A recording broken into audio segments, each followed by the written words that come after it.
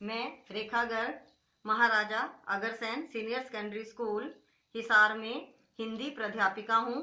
आज हम हिंदी व्याकरण के महत्वपूर्ण विषय समास पर चर्चा करेंगे। इस वीडियो के बाद आपको होमवर्क भी दिया जाएगा जो स्कूल खुलने के बाद चेक होगा। आज का हमारा विषय है समास। सबसे पहले हम समास की परिभाषा करेंगे। परस्पर संबंध रखने वाले दो या दो से अधिक शब्दों के मेल को समास कहते हैं। दो या दो से अधिक शब्दों का मेल, जैसे एक शब्द ये है, दूसरा शब्द ये है, इनका मेल हुआ तो क्या बन गया? राजकुमार। परस्पर संबंध रखने वाले दो या दो से अधिक शब्दों के मेल को हम समास कहते हैं। समास समझने से पहले इसके जो प्रमुख तत्व हैं उन पर चर्चा करेंगे। सबसे पहले है समस्त पद। समस्त पद क्या होता है? समास विधि से बना जो नया शब्द है वह समस्त पद कहलाता है। पूर्व पद होता है पहला पद। उत्तर पद होता है दूसरा पद। उसके बाद है समास विग्रह। समस्त पद का जो विस्तृत रूप है वह समास विग्रह कहलाता है। इसे हम उदाहरण द्वारा देखेंगे। जैसे राजकुमार है, इसमें दो पद हैं। पहला है, ये क्या है? पूर्व पद। दूसरा है, क्या है? उत्तर पद। इसका विग्रह होगा राजा का कुमार, और जब इकट्ठा हो जाएगा तो क्या हो जाएगा? ये समस्त पद हो जाएगा। और राजकुमार का जब हम विग्रह करेंगे राजा का कुमार तो यह क्या कहलाएगा? समास विग्रह। एक और उदाहरण लेते हैं। जैसे रसोई घर। रसोई घर में रसोई हमारा पूर्व पद हो गया, घर हमारा उत्तर पद हो गया। जब हम इसका विग्रह करेंगे रसोई के लिए घर तो ये क्या हो गया? समास विग्रह हो गया। और जो रसोई घर है वो क्या कहलाएगा? समस्त पद कहलाएगा। उसके बाद है आगे समास। समास के भेद। समास के मुख्य चार भेद होते हैं। अव्ययी भाव समास, तत्पुरुष समास, द्वंद्व समास, बहुव्रीहि समास। तत्पुरुष के आगे दो भेद और होते हैं, द्विगु समास और कर्मधारय समास। इस तरह से समास के 6 भेद होते हैं। सबसे पहले है हमारा अव्ययी भाव समास। अव्ययी भाव समास, इसकी पहचान ये है कि इसमें जो पूर्व पद है, जो पहला पद है वह प्रधान होता है और समस्त पद अव्यय का काम करता है। अव्ययी भाव समास की परिभाषा, इसका पहला पद प्रधान होता है और समस्त पद अव्यय का काम करता है। जैसे हम लेते हैं प्रतिदिन। पहला पद इसका प्रधान है और समस्त पद क्या है? अव्यय है। और इसका विग्रह क्या होगा? प्रत्येक दिन। पहचान के लिए हम देखते हैं कि इसका जो पूर्व पद होता है, पहला पद होता है, वह उपसर्ग होता है। जैसे यहाँ पर प्रति उपसर्ग हो गया, आजीवन में आ उपसर्ग हो गया, यथा यथा हो गया, निरोग में नी हो गया। आजीवन, इसका विग्रह होगा जीवन पर्यंत। समस्त पद ये अव्यय है, इसलिए क्या है? अव्ययी भाव समास। यथाशक्ति, शक्ति के अनुसार, अव्ययी भाव समास। निरोग, रोग से रहित, यहाँ पर क्या हो गया? अव्ययी भाव समास।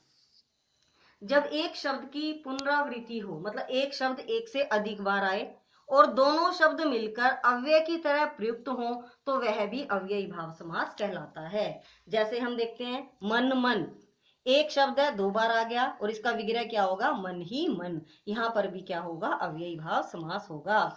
धीरे धीरे, इसका विग्रह होगा धीरे ही धीरे। यहाँ भी क्या हो गया? अव्ययी भाव समास। जहां एक शब्द की पुनरावृत्ति हो, जैसे घर घर, एक शब्द की पुनरावृत्ति है, विग्रह घर ही घर, समास होगा अव्ययी भाव समास। ऐसे ही द्वार द्वार, द्वार ही द्वार, समास होगा अव्ययी भाव समास।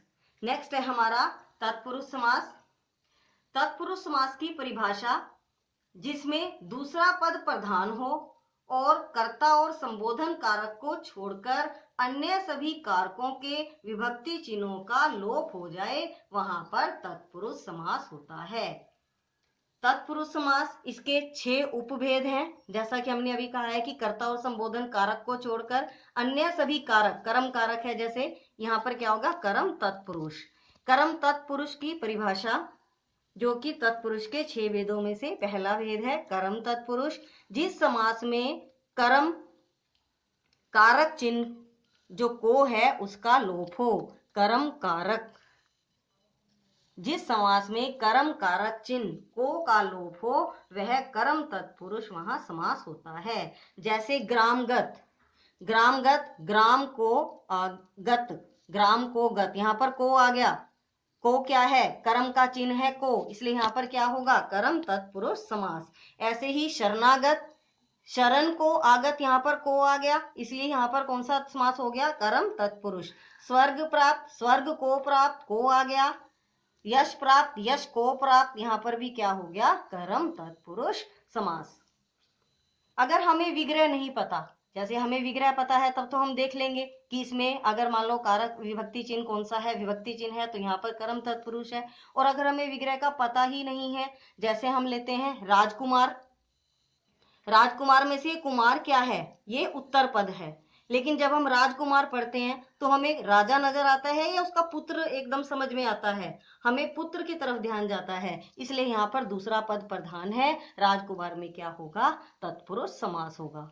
ऐसे ही रसोई घर, रसोई घर में क्या है, जैसे रसोई घर का हम नाम लेते हैं कि एकदम से रसोई घर का नाम लेते ही तो खाना बनाने वाली जगह याद आती है या जहां पर खाना बनाया जाता है वो जगह याद आती है, जहां पर खाना बनाया जाता है वो जगह याद आती है, अर्थात घर हमारा दूसरा पद प्रधान हो गया। उसके बाद है युद्ध क्षेत्र, युद्ध क्षेत्र का नाम लेते ही युद्ध करते हुए लोग नजर आते हैं या वो स्थान नजर आता है जहां पर युद्ध हो रहा है, एकदम से हमारे दिमाग में वो क्षेत्र नजर आता है, दूसरा पद प्रधान होने के कारण यहाँ पर तत्पुरुष समास होता है। नेक्स्ट है हमारा करण तत्पुरुष समास। जिस समास में करण कारक से या के द्वारा का लोप हो जाता है वहां पर करण तत्पुरुष समास होता है। जैसे हम उदाहरण लेते हैं धनहीन, धन से हीन, यहाँ पर से आ गया कारक चिन्ह, इसलिए यहाँ पर कौन सा होगा, करण तत्पुरुष समास। रस भरी, रस से भरी, से आ गया। नेत्रहीन, से आ गया। रेखांकित, यहाँ पर भी से आ गया, यहाँ पर से आ गया, यहाँ पर दोबारा आ गया, यहाँ पर दोबारा आ गया, तो यहाँ से कारक चिन्ह का लोप हो रहा है, तो क्या पता चलता है कि यहाँ पर करण तत्पुरुष समास है। जैसे नेत्रहीन, नेत्र से हीन। रेखांकित, रेखा से अंकित। हस्तलिखित, हाथ से लिखा हुआ। रेल यात्रा, रेल द्वारा यात्रा। तुलसीकृत, तुलसी द्वारा कृत। नेक्स्ट है हमारा संप्रदान तत्पुरुष समास। जिस समास में संप्रदान कारक चिन्ह के लिए का लोप हो वहां पर कौन सा होगा, संप्रदान तत्पुरुष समास। जैसे पहला है रसोई घर, रसोई के लिए घर, यहाँ पर के लिए आ गया कारक चिन्ह, यहाँ पर भी के लिए, यहाँ पर भी के लिए, जहां पर भी के लिए कारक चिन्ह आगा वहां पर क्या होगा, संप्रदान तत्पुरुष समास। जैसे राह खर्च, राह के लिए खर्च। पाठशाला, पाठ के लिए शाला। युद्ध भूमि, युद्ध के लिए भूमि। सत्याग्रह, सत्य के लिए आग्रह। नेक्स्ट है हमारा अपादान तत्पुरुष समास। जिस समास में अपादान कारक से का लोप हो जाए वहां पर कौन सा समास होता है, अपादान तत्पुरुष समास। जैसे ऋण मुक्त, ऋण से मुक्त, जहां पर से कारक चिन्ह आ जाए, जैसे सभी जगह से कारक चिन्ह है तो यहाँ पर कौन सा होगा, अपादान तत्पुरुष समास। पथ भ्रष्ट, पथ से भ्रष्ट। गुणहीन, गुण से हीन। धनहीन, धन से हीन। जन्मांध, जन्म से। नेक्स्ट है संबंध तत्पुरुष। संबंध तत्पुरुष समास। जिस समास में संबंध कारक चिन्ह का, के, की का लोप हो वहां पर संबंध तत्पुरुष आता है। जब किसी समास का हम विग्रह करते हैं वहां पर का, के, की दिखाई दे, जैसे की, यहाँ पर भी की, का, की अगर दिखाई दे वहां पर संबंध तत्पुरुष समास होता है। जैसे घुड़दौड़, घोड़ों की दौड़।